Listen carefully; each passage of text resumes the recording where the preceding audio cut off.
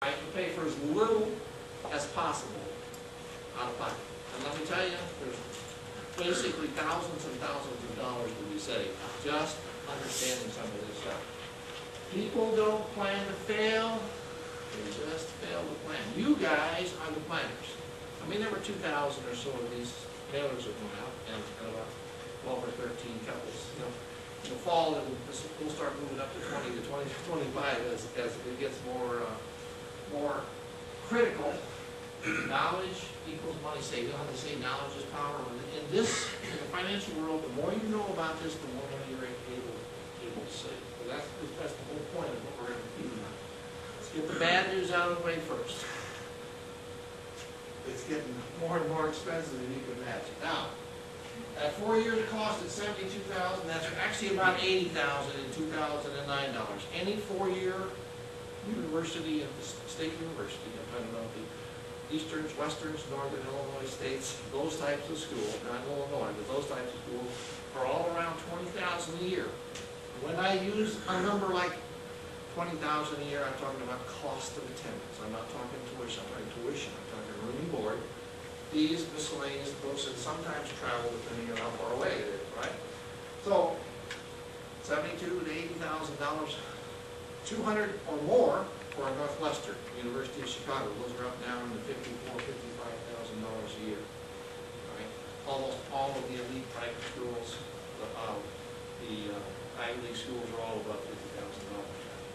Multiply that by the number of kids, so you can see why you don't want to have your calculator if you've got 4, and so the 2 of you have. And those of you who have 1, this is nice.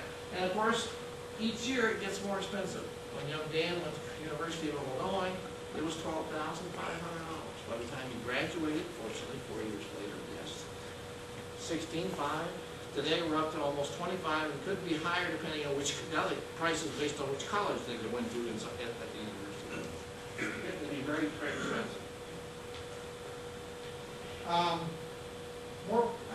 More bad news. I skipped one slide, sorry about that.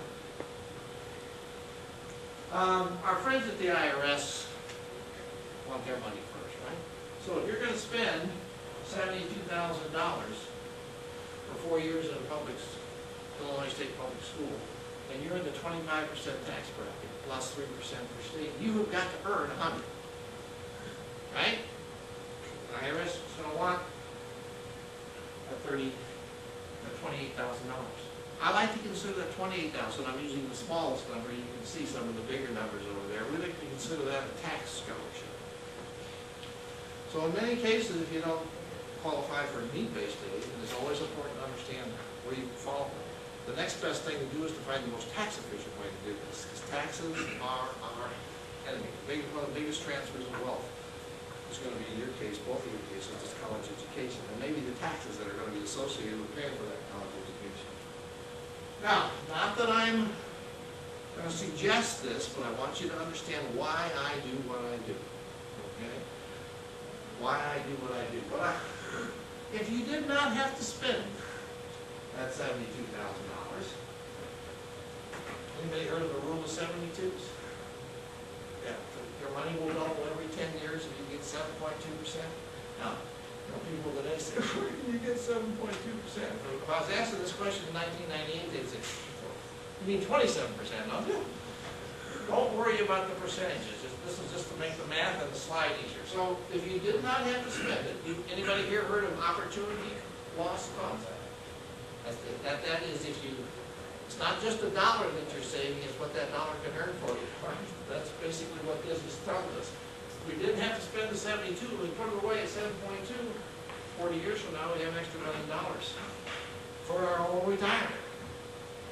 So you're going to have to go home and convince them that this is not true, right? And you can see the Ivy Leagues. I mean, the numbers can be dramatic.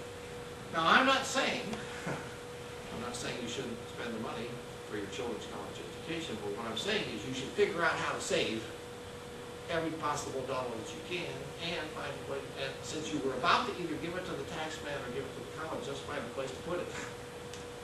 That's part of what I do, is help you figure out how to save it and then find some place safe to put it. Well, is it worth it? Well, according to the Census Bureau, they call it that $1 million piece of paper, the